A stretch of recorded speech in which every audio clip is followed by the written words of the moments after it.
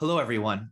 My name is John Devlin, and I am the music director of the Wheeling Symphony Orchestra. And I am so excited to see you once again for our Monday evenings with the Maestro session, where we preview upcoming concerts, interview artists, and talk about music. And today we're going to do all of those things because, as you can see with me here, is a dear friend of mine, and an incredible pianist, Natasha Paremski, who is going to be making her debut with the Wheeling Symphony next week. And we cannot wait to welcome you to Wheeling, Natasha, and welcome here to the video session today. Hi, John. I'm so looking forward to it. Yes, and the Rachmaninoff Second, which we'll be performing, is my favorite piano concerto, and I'm not sure if it's your favorite piano concerto, but it's certainly one with which you have had a very long and meaningful relationship. Can we just start there and have you tell people what you find so special about this music? I can't say it's my favorite because I think of piano concertos as my children. I don't have any children. Piano concertos are my children, and I don't want my other children to find out that I have or love one over the other. And there are many of them. So, what do I love about this piece? I love the story that it comes out of. I mean, it comes out of true darkness, for personal darkness for Rachmaninoff. He composed his first symphony, which I personally think is a masterpiece, but it was a total flop in its debut because the conductor and actually his pedagogue was completely drunk and botched the debut. And as a result, Rachmaninoff was just completely thrown to the wolves. Just, I guess, what you would equate now with canceled. And, it was such a promising career. I mean, he was really his star was just exploding. I mean, insane pianist, still one of the best to this day. If you hear some of his recordings, or even better, if you go to Steinway and you hear his playing on one of those player pianos, stereo pianos, or disc clavier or Bosendorfer, it's mind boggling, his artistry, and not to mention what an incredible composer.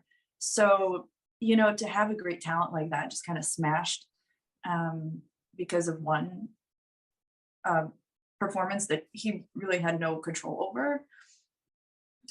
And he fell into a very deep depression, and he could not compose again, and he could not, I think he probably hid from people, but more importantly, he would just stare at a blank page and couldn't put any music down, couldn't create anything. He went to see a hypnotherapist, Dr. Dahl, and this hypnotherapist actually was the only successful doctor to bring him out of this deep, deep darkness.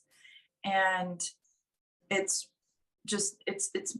mind-boggling to think what an incredible piece he just, and he even wrote to one of his other teachers, Steinieff. He started writing to him. He said, I started writing again, and I think it's okay, and the melodies are flowing, and it's going okay. I think it's going okay. And this time, the premiere was very different. Right.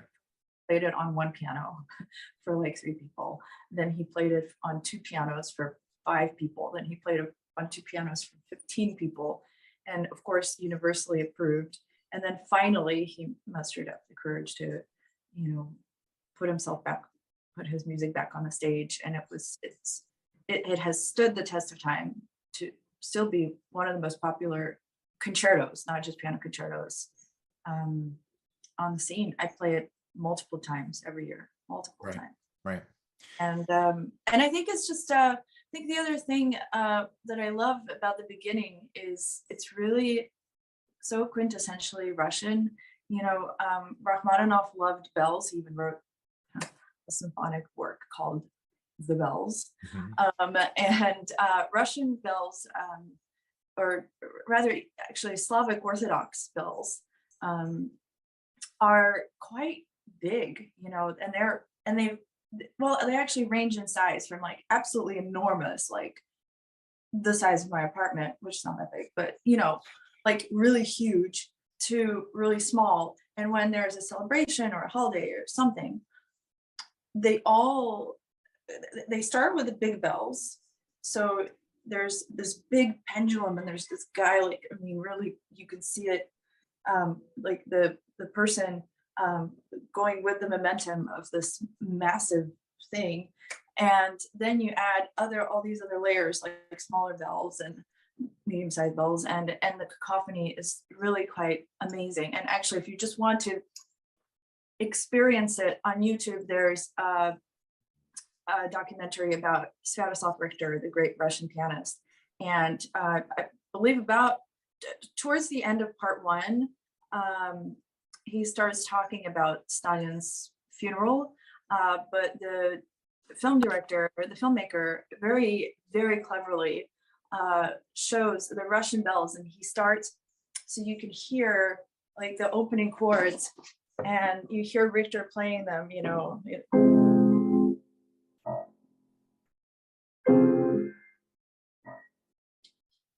And he superimposes this person literally starting with this big bell. And then when you erupt here, those are all the bells. So you've got your big bell, and those are all the bells. And over that is this really just most soulful Russian melody. And it's like, that is the Russian soul, this passion and this just this and sadness, like, you know, really profound sadness. And I think it's probably his profound sadness in his darkness. And it's, I encourage everybody to go and look at it. Richter and Enigma, and it's quite powerful. Yeah, because you mentioned, you know, the deep connection to his own history, the melodiousness, and the fact that it's a concerto. And you brought up the history around that and the way that he struggled. You know, after Beethoven, there was like a split, and you had the Dvorak Brahms camp of people that wrote symphonies and chamber music and concertos, or like the Liszt Wagner camp that kind of said those have been written, and now we're going to like big, large scale drama. Or Liszt, of course, he wrote some pieces that we would recognize the titles of in terms of the structures, but also these huge, you know, Totentons and things like that. So then Rachmaninoff comes along, and, you know, there's a little Mahler in there too. And these people say we can do both. We can write expansive things that are rely on concerto, symphony, overture, these types of things. And Rachmaninoff is maybe the quintessential person who did that, where you can hear the deep-seated romanticism in this music, but it's three distinct movements with three distinct feelings. That first movement, ultra lush, sonata form, the type of thing that we come to expect even in a concerto written 100 years earlier. A second movement that is almost timeless, and just you float through that movement. And then the third almost feels there's like a little bit of a march quality to it, right? And the way the percussion is used and the kind of squareness of the first part of it there, it's a little bit sporadic. What are the types of things that you feel about the content of that music as you go movement to movement? Like, what do you feel as an artist you're trying to communicate to the audience? Well, I think, you know, starting with this profound sadness, and then you know, the second theme in the first movement comes in E flat major. And flat major for Rachmaninoff is a very special key. It's a key of pure joy. It occurs in every one of his compositions. And or rather, I would say it's a joy of overcoming something, because pure joy for him, pure joy is really C major. So E flat major, very special key, kind of, you know, a glimpse of hope, like, yeah, I'm going to get out of this and thrive. And yeah, third movement, it's interesting, I never really thought of it as march. Like, to me, it's very Slavic dance, you know, and so, and then of course at the end, what key are we in? Yeah. C major, pure joy. Right. And the middle movement, I think, is really kind of this reflection. It's so intimate, I think. And one of the things I really love about this concerto is it's such a great showcase for the orchestra. You know, Oh yeah. You're like, as a pianist, you're like, I have to do my thing here, and like, you're basically like leading the whole. It's almost like Chopin in that sense, you know. It's like it's a sonata with orchestra in it. I mean, beautiful orchestra, of course, but, you know, very much piano led. And the first concerto is very much like, oh, here I am, a big virtuoso, Opus 1. But the second concerto it really involves so much chamber music, and I think that's really exciting for me. Like I love that the colors, it brings so much dimension. It stands apart really from any of his other concerto works, including the Rhapsody. Yeah, that was the next thing I was going to ask you is a lot of people give me the question, and I'm sure you get it all the time about, okay, the conductor is up there leading the orchestra, and then they say, do you follow the accompanist or do they follow you? And when we did a podcast together about a year ago, you had a really interesting answer where you talked about the balance that needs to be achieved, where sometimes it's necessary for one of us to have total control and other times it's chamber music. I loved your philosophy on that. Could you share a little bit about that with our audience here today? Yeah, I think that first of all, playing piano concertos are chamber music, just period, end of story. Even, in a Rock 3 that I just mentioned, that you kind of totally, my texture is so thick that, I can't really, I'm definitely not in a supporting role on any level, most of the time. But in Rock 2, there are elements where I am supporting, like the second movement, and basically like 2/3 of it, I'm the supporting element. Yes. So I have to, take cues from the soloist, whoever it is, flute, clarinet, etc. And we can come to musical agreements and things like that, but I can't be like leading when obviously I'm actually accompanying. And then as far as like the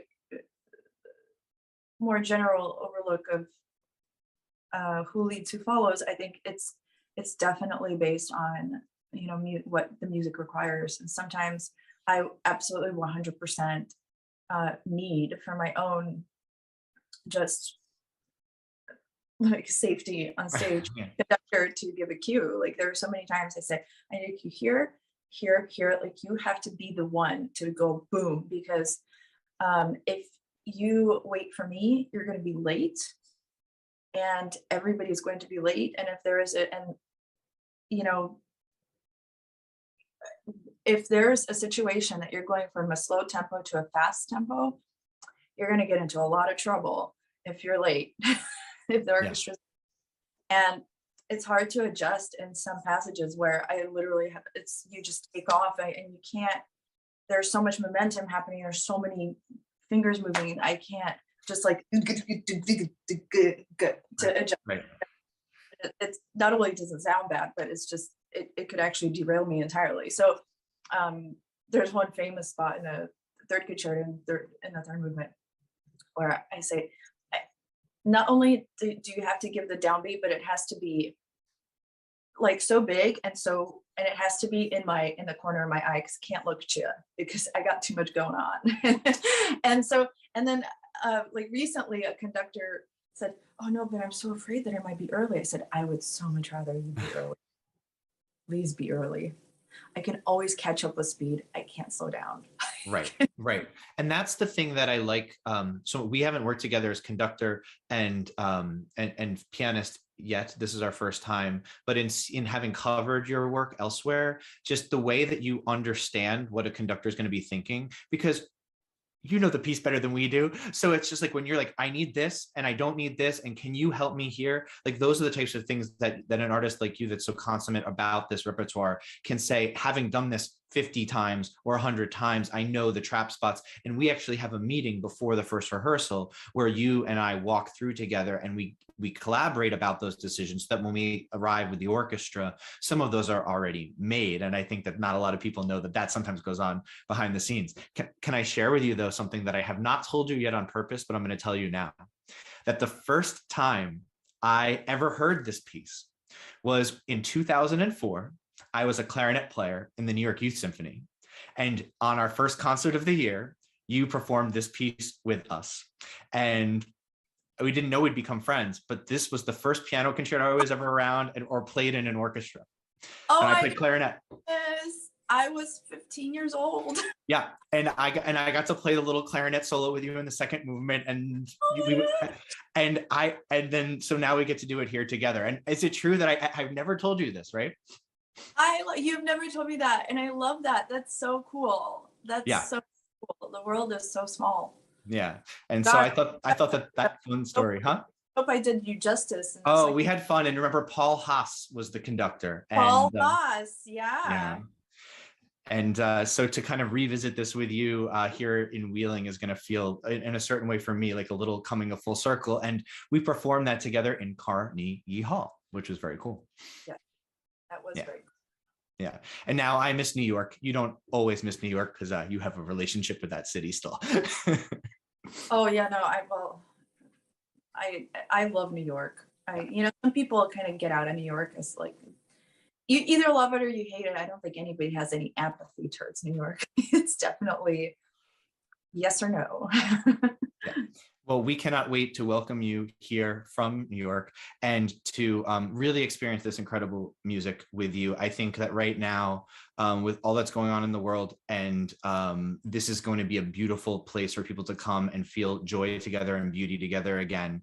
And we can't wait to see you in just a couple of weeks here in our beautiful home of West Virginia. I can't wait as well. So looking forward. Thanks for Thank you. Thank you so much, Natasha. Thanks, John.